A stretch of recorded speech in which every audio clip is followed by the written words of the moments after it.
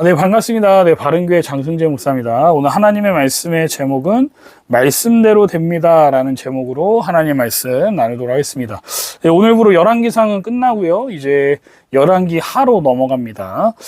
네, 사랑하는 성도 여러분, 하나님의 말씀이 들릴 때 우리는 진심으로 그 말씀이 맞기를 바랍니까? 아니면 틀리기를 바라나요? 우리 솔직해지면 말씀이 축복과 형통을 말할 때는 아멘 하며 믿습니다. 그런데 말씀이 회개를 요구하고 방향 전환을 요구할 때는 속으로 이렇게 말하는 것 같아요. 제발 이번 건은 빗나가기를. 이건 나한테 해당되지 않는 말씀이기를 바라는 거죠. 왜냐하면 그 말씀이 맞다는 것을 받아들이는 순간 내 계획은 수정해야 되고 내가 숨겨둔 신념은 포기해야 되며 내가 붙든 관계는 내려놔야 하기 때문일 겁니다.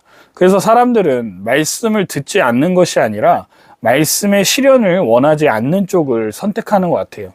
오늘 본문의 아합 왕은 하나님의 말씀을 분명히 들었습니다. 심지어 미가야가 전한 경고의 말씀 앞에서 그는 두려움을 느꼈습니다. 그래서 그는 변장을 하고 옷을 바꾸고 이름을 감춰요. 하나님의 말씀은 무섭지만 자신은 그 말씀의 예외가 될 수 있다고 믿은 겁니다. 놀라운 건 그 옆에 있던 여호사밧 왕 역시 하나님의 예언을 무시한 채 아합과 함께 전쟁에 나갔다는 사실입니다. 그는 진짜 선지자가 누구인지 알고 있었습니다. 거짓 선지자들의 말이 비진리임도 구별할 수 있었습니다. 그럼에도 불구하고 그는 움직이지 못했어요. 왜일까요? 관계 때문이었습니다.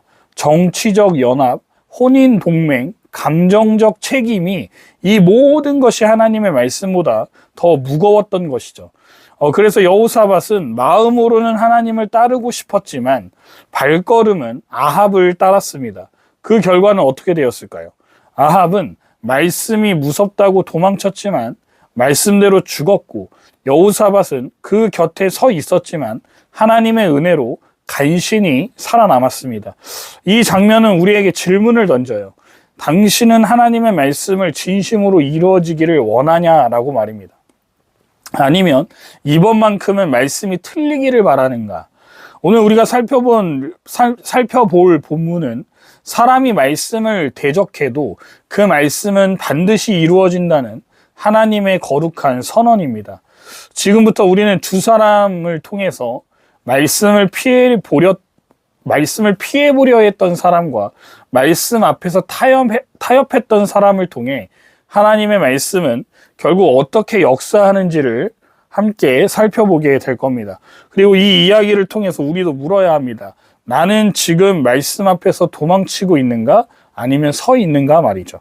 이제 본문을 따라서 그 장면으로 함께 들어가 보겠습니다. 첫 번째 대지입니다. 말씀을 피해도 화살은 말씀을 기억한다는 거예요. 사랑하는 성도 여러분, 하나님의 말씀을 듣고도 그 말씀대로 되지 않게 하려는 시도가 있습니다. 아합 왕이 그랬어요. 하나님의 선지자 미가야가 분명히 경고했습니다. 이 전쟁에서 왕은 무사히 돌아오지 못할 것입니다 라고 말이죠. 하지만 아합은 말씀에 순종하거나 회개하지 않았습니다. 그는 다른 선택을 해요. 말씀을 피할 계획을 세웁니다. 그가 여호사밧에게 말합니다. 당신은 왕복을 입고 나가시오. 나는 변장하고 나가겠소. 즉 자신이 이스라엘 왕이라는 신분을 감추고 전투에 일반 병사처럼 참여했다는 거예요. 왕의 자리를 유지하되 왕의 책임은 피하고 싶은 태도입니다. 결국 자기 대신 누군가가 위험을 감수하기를 바라는 마음이 드러나요. 여기에는 한 가지 치명적인 착각이 있습니다. 사람은 자신이 누구인지를 감추어도 하나님의 말씀은 그 사람의 내면을 정확히 겨냥한다는 사실이에요. 전쟁이 시작되고 여호사밧이 적의 표적이 됩니다. 그는 자신이 북이스라엘 왕이 아님을 소리쳐 알리지만 그 순간 놀랍게도요, 전투의 무게가 바뀝니다.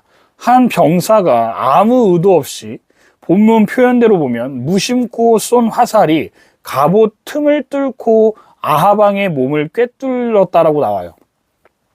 이 장면은 단순한 전쟁 사고가 아닙니다. 하나님의 말씀이 자기 목표를 향해 정확히 도달하는 방식을 보여줍니다. 사람이 어떻게 몸을 숨기든 옷을 바꾸든 말씀의 방향은 바뀌지 않는다는 거예요. 오늘날에도 이런 일이 우리 삶 속에 반복됩니다. 말씀을 듣습니다. 무엇이 옳은지, 하나님이 무엇을 기뻐하시는지도 압니다. 하지만 현실의 상황이 복잡해지면 우리는 이런 생각을 해요. 이번만은 괜찮지 않을까? 하나님도 내가 얼마나 힘든지 아시니까 이해해 주시겠지. 이 말씀은 나 같은 경우에는 좀 예외 아닐까? 예를 들어서 어떤 결정 앞에서 성경은 정직하게 하라, 거짓을 멀리 하라 라고 분명히 말하지만 그 순간에는 사람의 눈치, 회사의 분위기, 손해에 대한 두려움 때문에 우리는 진리를 우회합니다. 그리고 기대를 하죠. 이번엔 화살이 다른 데로 날아가기를 바라는 거죠. 하지만 하나님의 말씀은 방향을 잃지 않습니다. 말씀은 갑옷 틈을 꿰뚫는 정밀함으로 결국 삶의 가장 깊은 지점을 찌른다는 거예요. 아합은 변장했지만 죽었습니다. 여호사밧은 타협했지만 살아났어요. 그러나 그 두 사람 모두가 경험한 건 똑같습니다. 말씀대로 되었던 현실이에요. 사랑하는 여러분, 하나님의 말씀이 때로는 부담스럽고 마음을 불편하게 만들 수도 있습니다. 하지만 그 말씀을 피하기 위해서 포장하고 감추는 순간 우리는 오히려 말씀의 타격 대상이 될 수 있다는 겁니다. 말씀을 피해 살 수 있는 사람은 없어요. 하나님께서 선포하신 말씀은 상황과 감정과 타협과 술책을 넘어서 반드시 자기 일을 이룹니다. 그러므로 우리는 피하려 할 것이 아니라 말씀 앞에 설 수 있는 용기를 구해야 합니다. 왜냐하면 말씀은 말씀대로 되기 때문이에요. 대지 두 번째입니다. 말씀 앞에서 머뭇댈 때 은혜는 간신히 남습니다. 사랑하는 성도 여러분, 앞선 장면에서 아합은 화살에 맞고 전사했습니다. 하지만 본문은 단순히 그가 죽었다라고만 말하지 않아요. 하나님의 말씀이 어떻게 한 사람의 삶과 죽음을 완전히 꿰뚫는지를 그 마지막 순간까지 낱낱이 보여줍니다. 35절을 보십시오. 병기가 점점 격렬하게 되매 왕이 병거 가운데서 버티다가 저녁에 이르러 죽었고. 이 한 구절은요, 많은 걸 말해줍니다. 아합은 화살을 맞고도 버텨요. 병거 안에서 피를 흘리면서 버팁니다. 그의 모든 자존심과 체면과 권력이 붕괴되기 전까지 그는 끝까지 말씀을 거부한 결과를 받아들이지 않으려 합니다. 그런데 그의 죽음을 묘사하는 방식은 놀랍도록 차갑습니다. 38절입니다. 병거 안에 피가 흘렀고 기생들이 씻은 곳에서 개들이 그 피를 핥았다. 여러분, 이 장면은요, 어디서 나왔습니까? 열왕기상 21장 19절의 예언이 그대로 지금 이루어지고 있다는 거예요. 개들이 나봇의 피를 핥은 곳에서 내 피 곧 내 몸의 피도 핥으리라 라고 하신 말씀이 지금 시간이 흘렀어도 정확히 실현되고 있다는 겁니다. 왕궁의 병거, 병사들의 외침, 혼돈 속의 전투, 그 어떤 것도 하나님이 이미 정하신 말씀 앞에서는 흐림없이 순종하고 있다는 겁니다. 성도 여러분, 여기서 한 가지 더 눈에 띄는 인물이 있어요. 여호사밧 왕입니다. 그는 이 전쟁에 절대 나가면 안 되는 사람이었습니다. 하나님을 경외했고 영적으로 예민했고 심지어 미가야의 말을 듣고도 그 말이 맞는 것 같아서 눈치챘던 사람입니다. 그런데 왜 그가 출전했냐는 거예요. 단순한 판단 착오가 아니었습니다. 그는 아합과 맺은 동맹관계, 그리고 그 관계를 통해 맺어진 가족적 결합에서 벗어나지 못했어요. 아합의 딸 아달랴는 여호사밧의 아들과 결혼해 있었습니다. 이미 정치적, 가문적 연결이 형성되어 있었던 거예요. 그래서 여호사밧은 옳은 것을 알면서도 그 자리를 떠날 수 없었습니다. 말씀을 분별하고도 순종하지 못하는 이유는 항상 영적인 무지 때문이 아니라 관계적인 망설임 때문이에요. 우리는 여호사밧처럼 고개는 하나님을 향하고 발은 사람을 향해 있는 상태에 있을 때가 많습니다. 말씀은 알고 미안함도 있지만 지금 끊기엔 너무 늦었다라고 생각하죠. 상처 줄까봐, 어떻게든 하나님께서 봐주시지 않을까 하는 생각을 합니다.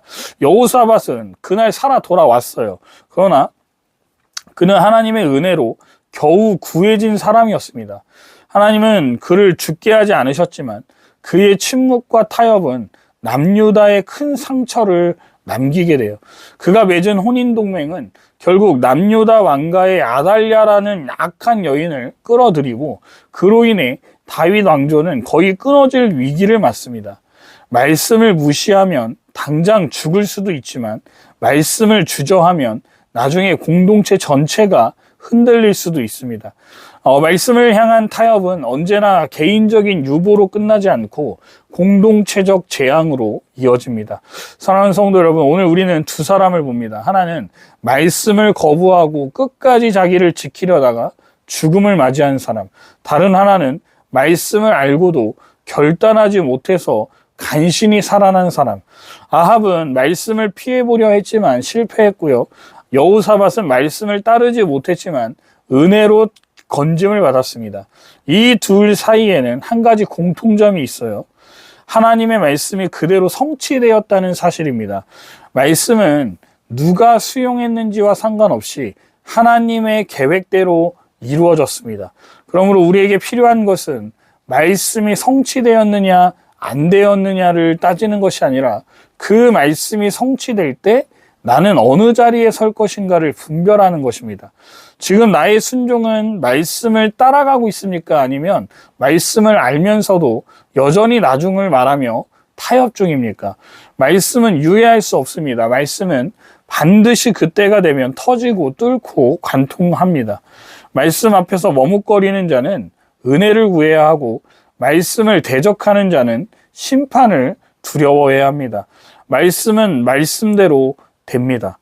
결론입니다. 말씀은 거절당해도 끝까지 갑니다. 사랑하는 성도 여러분, 오늘 우리는 한 사람의 죽음과 한 사람의 생존을 봤어요. 아합은 말씀을 대적했고 죽었습니다. 여호사밧은 말씀 앞에서 주저했지만 살아났습니다. 하지만 그 둘 사이를 관통하는 단 하나의 공통점이 있었죠. 말씀이 그대로 이루어졌다는 사실입니다. 미가야가 전한 경고는 결코 땅에 떨어지지 않았습니다. 말씀이 멸시당해도 거부당했어도 시간이 조금 지나도 그 말씀은 목적지까지 도달했습니다. 그렇다면 오늘 이 시대를 살아가는 우리는 어떤 자세를 가져야 하겠습니까? 하나님의 말씀은 감정적 선택지가 아닙니다. 마음에 들면 따르고 불편하면 유보하는 것이 아닙니다. 말씀은 곧 하나님의 입김이며 하나님의 의지이며 하나님의 손의 방향입니다. 말씀을 거부하면 우리는 말씀의 실현 대상이 됩니다. 말씀에 순종하면 우리는 말씀의 보호 대상이 됩니다. 여러분, 아합은 말씀을 두려워했어요. 그래서 도망쳤습니다. 여호사밧은 말씀을 존중했습니다. 하지만 따르지는 못했습니다. 오늘 우리는 누구입니까? 말씀이 불편하다고 내 계획을 앞세우는 아합입니까? 아니면 말씀이 옳은 줄 알면서도 관계와 상황 때문에 물러서는 여호사밧입니까? 하나님은 오늘도 우리에게 물으십니다. 너는 내 말씀이 너를 찌를 때 도망할 것이냐? 아니면 그 말씀 앞에 무릎 꿇을 것이냐? 그렇다면 어떻게 살아야 합니까? 결국 우리는 한 가지를 선택해야겠죠. 말씀대로 될 것을 믿고 말씀대로 사는 인생, 말씀을 회피하는 습관을 버리고 말씀이 불편하더라도 붙잡는 사람, 그 사람이 결국 말씀이 성취될 때 살아나는 사람일 겁니다. 말씀은 사람을 설득하지 않습니다. 그저 선포되고 실행됩니다. 말씀은 감정을 거르지 않고 상황을 타협하지 않습니다. 그저 그 말씀이 맞기 때문에 반드시 이루어집니다. 사랑하는 성도 여러분, 오늘 우리 앞에 말씀은 살아서 외치고 있습니다. 말씀은 말씀대로 됩니다. 그러니 오늘 하루 내가 말씀 앞에 선 자로 살고 있는지를 돌아보십시오. 말씀이 불편해도 외면당하지 않고 말씀이 맞다면 방향을 틀 수 있는 용기, 그 믿음의 태도가 우리를 심판이 아닌 생명으로 이끄는 길이 될 것입니다.